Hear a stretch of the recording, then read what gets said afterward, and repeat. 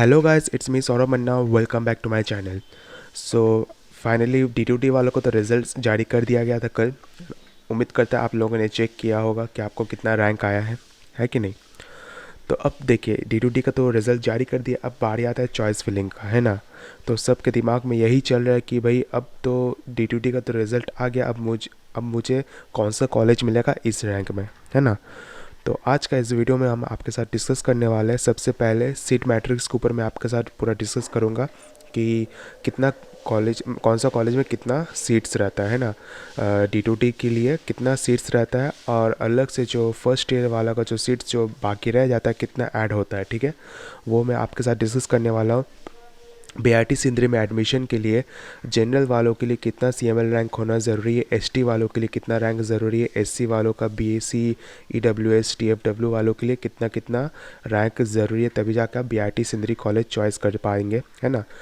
और BIT के अलावा और कौन सा कॉलेज आप ले सकते हो ये भी मैं डिस्कस करूँगा, और बाकी और लास्ट में एंड करूँगा जितने भी कॉलेजेस है, इंजीनियरिंग कॉलेजेस, उसमें फ़ीस स्ट्रक्चर कितना है, सब कुछ मैं डिस्कस करने वाला हूँ। वीडियो को लास्ट तक ज़रूर देखें क्योंकि ये आपके लिए बहुत ही हेल्पफुल रहेगा। ओके, तो फर्स्ट ऑफ ऑल मैं बताता हूँ सीट मैट्रिक्स के ऊपर। तो देखिए, ये मैं पिछले साल का 2020-2021 का सीट मैट्रिक्स में ओपन करके रखा हूँ, है ना। तो देखिए, जब आप लोग का इस बार जब आप लोग का सीट मैट्रिक्स निकलेगा तो कुछ ऐसा आपको दिखने को मिलेगा, ठीक है। तो इसमें मैं आपको पहले से समझा देता हूँ यहाँ पे क्या क्या मेंशन है। देखिए, मैं आप BIT सिंदरी धनबाद जो कि ओपन करके रखा हूँ, यहाँ पे आपको एक एक करके डिस्कस करता हूँ, है ना। तो देखिए, AICT जो अप्रूव्ड सीट्स रहता है वो केमिकल वालों के लिए 91, सिविल वालों के लिए 98। यहाँ पे जितना भी AICT अप्रूव्ड सीट्स रहता है यहाँ पे मेंशन है, ठीक है। जिसमें से 10% ऑफ सैंक्शन इनटेक, ओके। ये आपका है 10% ऑफ सैंक्शन इनटेक को, मतलब ये जो सीट्स है ये सिर्फ D2D वालों के लिए है, ठीक है। D2D के लिए ये जो सीट रहता है वो फिक्स रहता है। और ये जो और केमिकल इंजीनियरिंग में जो 9 सीट जो अभी दिखा रहा, पहले भी 9 था, है ना। पिछले साल भी 9 था, है ना। अभी भी और इस बार भी अगर सीट मैट्रिक्स निकलेगा तो 9 ही दिखाएगा, ओके, क्योंकि ये फिक्स रहता है यहाँ पे। जो 10% ऑफ सैंक्शन इंटेक है, इसका मतलब क्या, ये D2D के लिए 10% सीट्स रखा जाता है, ठीक है। इसमें ये आपको समझ में आ गया, ये परमानेंट ही रहेगा, इसमें कोई चेंजेस नहीं रहेगा, ठीक है। इसमें कोई चेंजेस नहीं रहेगा। मैकेनिकल में 11 है तो 11 ही रहेगा, IT में 4 है तो 4 ही रहेगा, ओके। इसके बाद है vacant seat for first year का जो वैकेंट सीट, मान लीजिए अगर कोई, मतलब ये हर साल ये डिफ़र करता है। ये जो वैकेंट सीट रहता है ना फर्स्ट ईयर वाला, ये डिफ़र करता है क्योंकि जब फर्स्ट ईयर जब एडमिशन हो जाता है, फर्स्ट ईयर एडमिशन का पता, अगर कुछ भी जितना भी सीट्स अगर बच जाता है तो वो इसमें ऐड हो जाता है, लैटरल एंट्री सीट्स के साथ ऐड हो जाता है, ठीक है। तो ये प्रीवियस ईयर का मैं आपको सीट मैट्रिक्स दिखा रहा हूँ, जिसमें से फर्स्ट ईयर का जो वैकेंट सीट बचा होता है, केमिकल वालों का 6, सिविल वालों का 1, CSC वालों का 3, इलेक्ट्रिकल वालों का 2, ECE वालों का 2, IT वालों का 1, मैकेनिकल वालों का 5, ऐसे करके बचा होता। मेटलर्जिकल का तो था ही नहीं, माइनिंग का भी नहीं था, प्रोडक्शन का 8 बचा हुआ था, ठीक है। तो ये दोनों जोड़ के तो आपका टोटल सीट क्या हुआ, लैटरल एंट्री का 15 सीट हुआ, केमिकल वालों का, सिविल वालों का 11 हुआ, 7 हुआ, ऐसे करके आपका ये हुआ आपका टोटल सीट हुआ लैटरल एंट्री, ठीक है। अब यही टोटल सीट में से सब कुछ, मतलब कैटेगरी के हिसाब से डिवाइड कर दिया गया। अब आपको लग रहा है कि 15 सीट जो है सिर्फ ये जनरल वालों को ही मिलेगा। जी नहीं, ये जो 15 सीट है, अब ये 15 सीट को भी तोड़ दिया है, जनरल में, ST में, SC में, BC में, EWS में और TFW में, ठीक है। तो देखिए, अब बात करेंगे मतलब कौन सा रैंक वालों को ज़्यादा चांसेस है, ठीक है। जब आप लोग को सीट मैट्रिक्स जब निकलेगा ना इस बार, तो एक चीज़ ज़रूर ध्यान रखिएगा, पहले ये कैलकुलेट करिए जनरल में कितना सीट्स है, ठीक है। क्योंकि जैसे मैंने आपको थोड़ी देर पहले बताया कि डिफ़र करते रहता है, क्योंकि वैकेंट सीट्स कितना रहता है वो डिपेंड करता है कि कितना खाली है, ठीक है, हर साल डिपेंड करता है। लेकिन जो 10% सीट्स जो रहता है वो परमानेंट ही रहता है, ठीक है। तो पिछले साल की बात की जाए तो 48 सीट्स बचा होता है जनरल वालों के लिए, ठीक है। 48 48 सीट्स था जनरल वालों के लिए। अब जितने भी रैंक वाले स्टूडेंट्स हैं जो जनरल कैटेगरी से बिलोंग करते हैं, जितना 48 50 तक जितना स्टूडेंट्स है, 50 जिनका CML रैंक 50 तक है, उन लोगों को भी BIT सिंदरी मिल गया था, ठीक है। 50 में इसलिए पकड़ रहा हूँ क्योंकि देखिए, बहुत सारे ऐसे भी स्टूडेंट्स हैं जो D2D के बाद एग्ज़ाम्स तो देते हैं, लेकिन वो लोग मतलब बीटेक करना नहीं चाहते, वो लोग जॉब के लिए चल जाते हैं। तो इसलिए क्या होता है, सीट थोड़ा बच जाता है, तो इसलिए मैंने 50 अप्रॉक्स मान के चला है, 50 या तो 60। ओके, तो जिन जो अब तो यहाँ पे कैलकुलेट कर लीजिएगा, उसी के हिसाब से आप अपना कॉलेज चॉइस फिलिंग कीजिएगा, ठीक है। और जैसे एसटी की बात की जाए, पिछले साल का 25 सीट बचा हुआ था, ठीक है। तो उसी के हिसाब से BIT सिंधरी में सबको सीट मिला था, ठीक है, कोई भी ब्रांच में। SC वालों के लिए 10 सीट बचा हुआ था, तो 10 जितना CML रैंक, जितना SC वाले स्टूडेंट्स हैं जिनका रैंक 10 है, उनको भी आराम से मिल गया था, है ना। और जो BC कैटेगरी से बिलोंग करते हैं, 6 7 मतलब टोटल 13 सीट्स थे। जो BC कैटेगरी से बिलोंग करते हैं, जिनका रैंक 12 13 या 15 तक भी अगर रैंक रहा, तो उनको आराम से मिल जाएगा। ओके, और EWS की बात की जाए, जिनका रैंक 12 या 13 भी रहा, तो उनको आराम से मिल जाएगा। ओके, और जो लोग TFW से बिलोंग करते हैं, यहाँ पे 3 सीट्स बचा हुआ था, अगर 5 तक भी अगर सीट अगर रहा, 5 तक भी अगर किसी का भी TFW सीट्स रहा, तो उनको आराम से मिल जाएगा, ठीक है। तो जनरल वालों का आपको क्लियर हो गया, जिनका 50 या तो 55 तक जिनका सीट मतलब रैंक है, CML रैंक है, उन लोगों को आराम से मिल जाएगा। ओके, देखिए मैं पिछले साल का सीट मैट्रिक्स के हिसाब से मैं आपको आइडिया बता रहा हूँ, क्योंकि मैं भी इंजीनियरिंग स्टूडेंट हूँ, मैंने पिछले साल ही एडमिशन लिया था चाईबासा में, है ना। तो मुझे आइडिया है बोल के मैं आपके साथ शेयर कर रहा हूँ, नहीं तो मैं ये सब चीज़ शेयर नहीं करता। ओके, तो अगर मैं पिछले साल 2020 का मैं सीट मैट्रिक्स की अगर बात की जाए, मैं आपको दिखाऊँ सीट मैट्रिक्स। जैसे मैंने आपको बताया था कि देखिए, जनरल में जो टोटल सीट्स कितना मैंने आपको बताया था, 48, ठीक है, 48 बताया था। अप्रॉक्स मैंने 50 तक बताया था, ठीक है, मैंने आपको 50 बताया था, ठीक है। तो देखिए यहाँ पे जो लास्ट क्या है, यहाँ पे देखिए जिनका जो जनरल कैटेगरी से बिलोंग करते हैं, फुल्ली जनरल मतलब कोई कैटेगरी से बिलोंग नहीं करता, कोई TFW भी नहीं उनके पास, ना EWS है, ठीक है। तो मैं दिखाता हूँ, तो देखिए ये लास्ट स्टूडेंट जो था उपेंद्र सिंह, जिनका CML रैंक 54 था, जनरल है, और इसका कोई कुछ मतलब ना तो TFW है, ना कैटेगरी है, ना EWS है, तो उनको BIT सिंधी जो कि केमिकल इंजीनियरिंग मिला है। बस लास्ट यही जो रास था CML रैंक 54 तक, बस इन्हीं को मिला है। उसके बाद से एक भी स्टूडेंट नहीं है जो जनरल कैटेगरी से बिलोंग करता है और उनको जनरल कैटेगरी के सीट से मिला है। हाँ, भले कुछ स्टूडेंट्स जनरल कैटेगरी से बिलोंग करता है, जैसे यहाँ पे देखिए कल्याण कुमार बोस, जिनका CML रैंक 64 है और वो जनरल कैटेगरी से बिलोंग करता है, बट उनके पास TFW सर्टिफिकेट है और EWS का सर्टिफिकेट है। उनका TFW रैंक भी है और EWS रैंक भी है। तो देखिए यहाँ पे ये आपका TFW रैंक है और EWS रैंक है, जिसके कारण क्या हो, उनको BIT सिंधरी जैसा कॉलेज मिल गया, सोचिए, है ना। तो इसलिए जनरल कैटेगरी के जितने भी स्टूडेंट्स हैं, जब आप लोग चॉइस फिलिंग करोगे, सबसे पहले सीट मैट्रिक्स देखिएगा, पहले देखिएगा यहाँ पे कितना सीट्स बचा हुआ है, ठीक है। यहाँ पे कितना सीट्स है, इसको टोटल कर लीजिएगा, करने के बाद ही आप चॉइस फिलिंग करिएगा, ठीक है। जो ये स्टूडेंट है मांटू कुमार, मतलब जिनका 54 रैंक था, जनरल कैटेगरी से बिलोंग करते हैं, ना TFW है, ना EWS और ना कैटेगरी, लास्ट यही केमिकल इंजीनियरिंग उसको मिला था, ठीक है।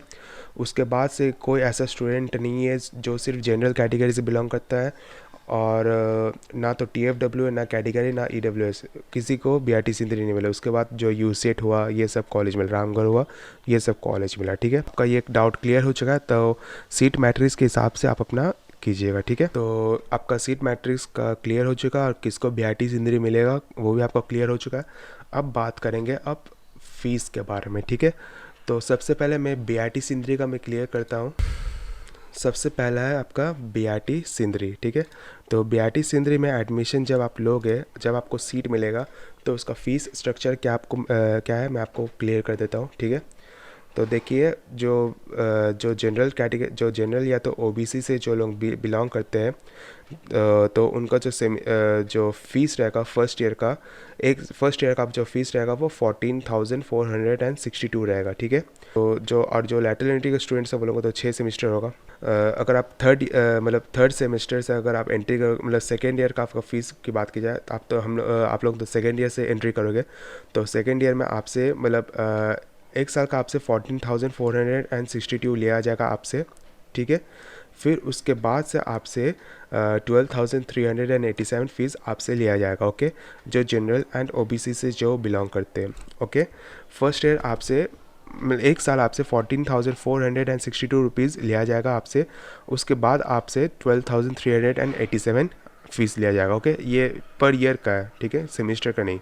ओके, जो एसटी या तो एससी से बिलोंग करते हैं, फर्स्ट ईयर आपसे 8,687 लिया जाएगा। उसके बाद आपसे 6,612 लिया जाएगा, बाकी 2 साल। अब डे स्कॉलर की बात करें, जो बाहर से जो लोग आएंगे, है ना, तो उन लोगों का भी वही सेम फीस है। जो जनरल कैटेगरी से बिलोंग करते हैं उनका 14,462, जो लोग SC ST से बिलोंग करते हैं उनका 8,687, जो कि फर्स्ट ईयर में लिया जाएगा।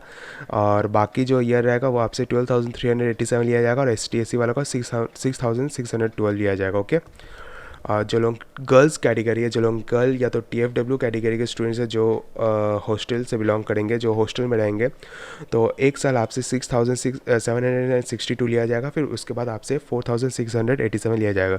गर्ल्स लोगों के लिए फ़ीस बहुत ही कम है।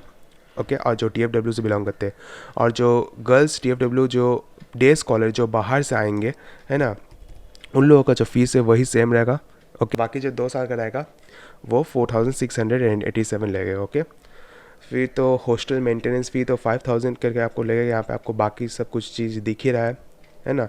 मतलब टोटल कॉलेज फर्स्ट ईयर मतलब जो खर्चा होगा आपका अप्रॉक्स 1,05,000 खर्चा होगा जनरल वालों के लिए। SC ST वालों के लिए 99,000 तक खर्चा होगा, सब कुछ मिला के।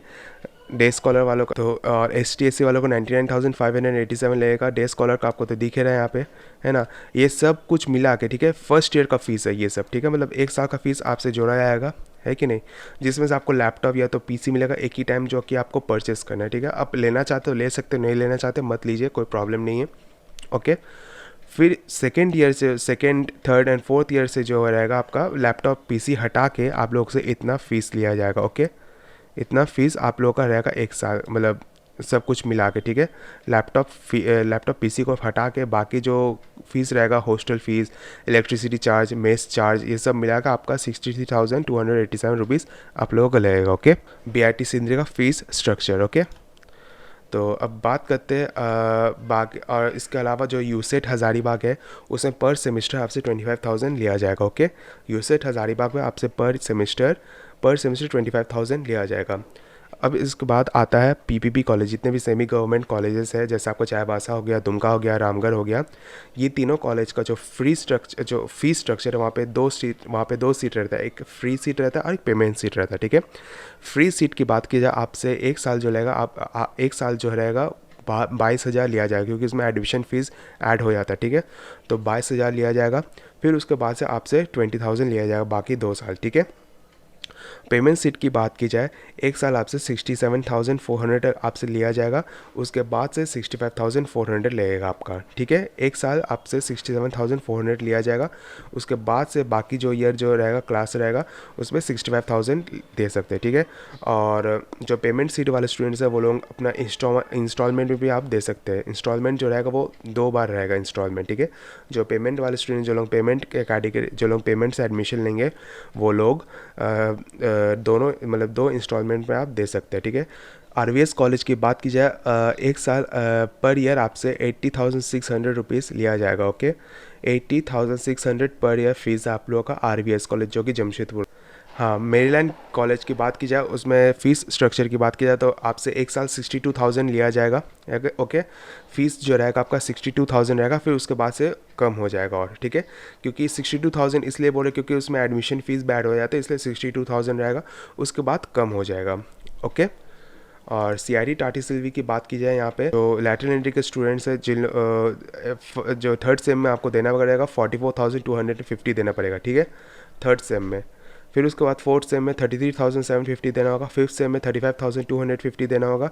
सिक्स्थ सेम में 33,750 देना होगा। सेवन्थ सेम में 35,250 और एट्थ सेम में 33,750, मतलब पर सेमेस्टर करके आपको फ़ीस देना होगा, ठीक है, सेमेस्टर के हिसाब से आप लोगों को इसमें। और अगर आप और अगर आप कुछ भी जानना चाहते हैं चॉइस फिलिंग से रिलेटेड, या तो किस रैंक वालों को कौन सा कॉलेज मिलेगा, तो आप मेरे से डायरेक्ट बात भी कर सकते हैं। आप मेरा इंस्टाग्राम का जो आईडी लिंक आईडी जो इंस्टाग्राम जो लिंक दिया वो मेरे डिस्क्रिप्शन बॉक्स में दिया हुआ इस वीडियो का, तो वहाँ जाकर जुड़ सकते हैं। और मेरे से कुछ भी अगर पूछना है D2T से रिलेटेड, आप मेरे से पूछ सकते हैं, सारा डाउट क्लियर कर सकते हैं। ओके, तो उम्मीद करता आपका सारा डाउट क्लियर हो जाएगा। तो वीडियो को यहीं पे ख़त्म करते हैं। वीडियो को अच्छी लगे वीडियो को ज़रूर लाइक कीजिएगा, ज़्यादा से ज़्यादा शेयर कीजिएगा और सब्सक्राइब करना ना भूलिएगा। Thank you.